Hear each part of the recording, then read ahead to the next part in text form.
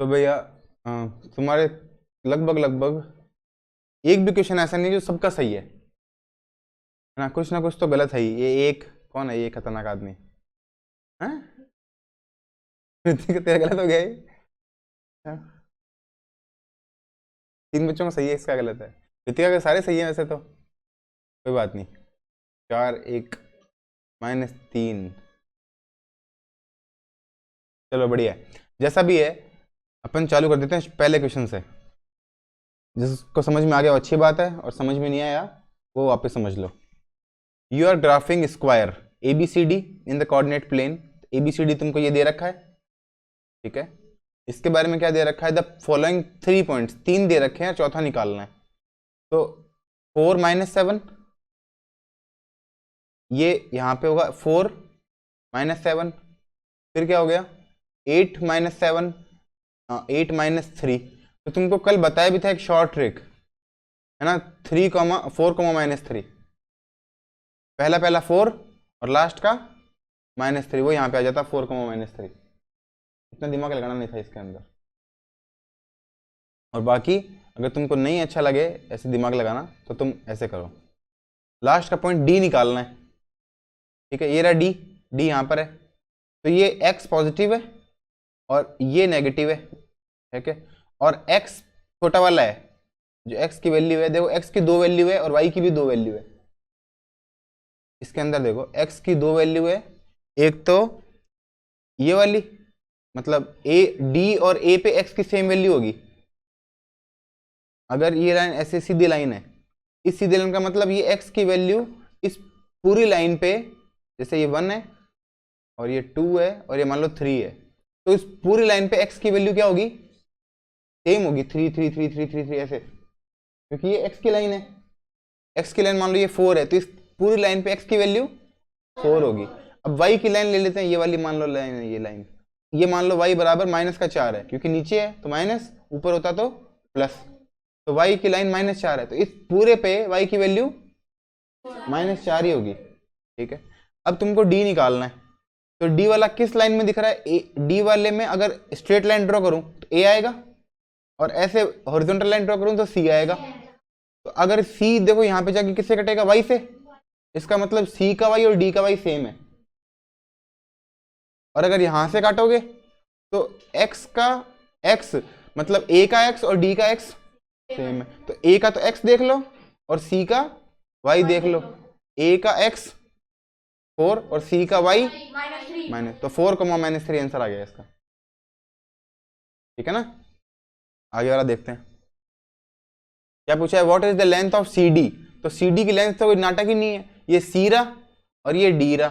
C और इसमें तो -4 सेम है, और 6 और -5 11 यूनिट। 11 तो बहुत ईजी है, इसलिए बताओ, ये 3 बच्चों का गलत हो गया। 11 कैसे होगा, पता है ना सबको, नहीं पता किसी को, समझाओ तो जिसको नहीं पता उसको। चलो आगे देखो भाई, रेक्टेंगल ABCD क्या पूछा, AB के पूछा, AB कितना बड़ा है, A से B तक माइनस माइनस सेम है, और ये इसमें कितना डिफरेंस होगा, 13 बिल्कुल सही है। ये D पूछा है तो -5, 0 इसमें AB पूछा है, तो ये सेम है, 5 माइनस नहीं होता है, गैप हमेशा पॉजिटिव ही होता है।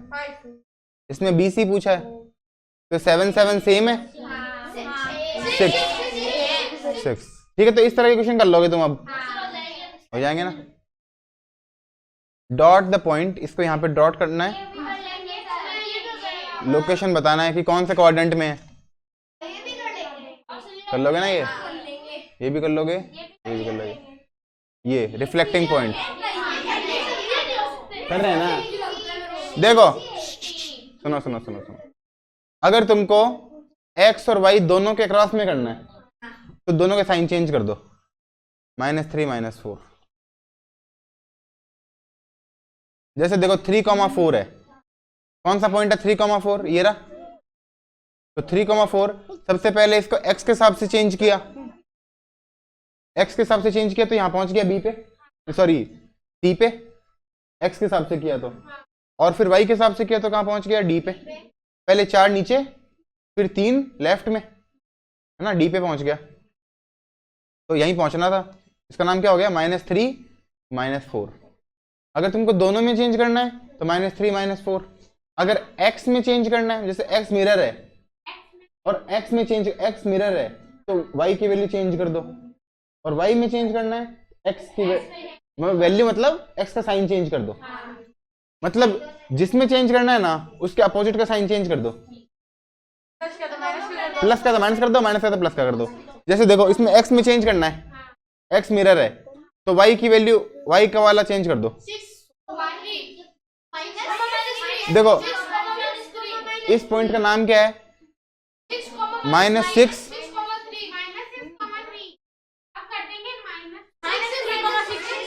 तो इसके अंदर किसका साइन चेंज करोगे, y का। अरे x वाले में करना है तो y का साइन चेंज करेंगे, तो y का, y कौन है, 3, इसका साइन चेंज हो गया, -6 -3। ये वाली जो चीज है ना वो x एक्सिस के अक्रॉस, मतलब ये यहाँ पे आ जाएगी, मतलब ऊपर 3 है तो नीचे 3 यहाँ पे आ जाएगा। अरे तो इस साइड में क्यों जाएगी, साइड में तब आता है जब y मिरर है। तुम एक बात बताओ, जो मिरर है उसी के हिसाब से तो चीजें चेंज होगी। अगर y मिरर है तो ये चीज यहाँ पर आएगी, अगर x मिरर है तो ये चीज नीचे जाएगी, समझ गए। दोनों मिरर है तो यहाँ की यहाँ पे आएगी, दोनों के साइन चेंज कर देंगे, समझ गए। y मिरर देते तो इसका नाम क्या हो जाता, फिर y तो ऐसा कैसा रहता, और ये हो जाता 6। अगर y मिरर है तो x को चेंज करेंगे, x का साइन चेंज करेंगे, और x मिरर है तो y का साइन चेंज करेंगे, इतनी सी बात है। अब विच एक्सिस पूछा है कि कौन से एक्सिस में चेंज हुआ है, तो जो तुमको इन दोनों के बीच में दिख रहा है उसी के साथ चेंज होगा। इन दोनों के बीच में y दिख रहा है तो y के हिसाब से होगा।